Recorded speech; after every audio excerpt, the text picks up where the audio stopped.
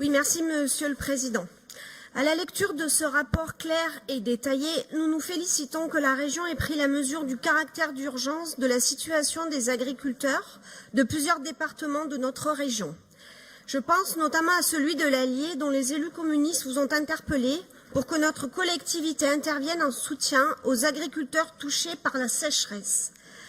Cependant, nous regrettons qu'une partie des attentes et des difficultés exprimées ne soit pas satisfaite, comme l'achat de fourrage par exemple, qui ne pourra se faire que par l'aide au remboursement des cours d'emprunt, comme cela a déjà été reproché.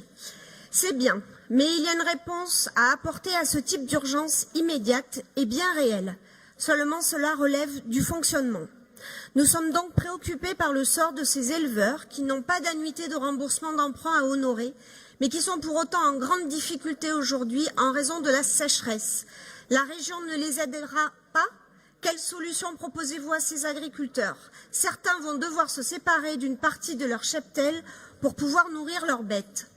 Cette contradiction ne nous empêchera pas de voter pour ce rapport, car l'aide apportée est bien utile, mais votre focus sur l'investissement conduit à exclure une catégorie d'agriculteurs. Pour conclure, nous avons tout de même l'impression que la région se substitue un peu aux banques dans cette histoire, alors que leur rôle devrait être précisément d'accompagner leurs clients agriculteurs quand ils sont en difficulté financière. Merci beaucoup.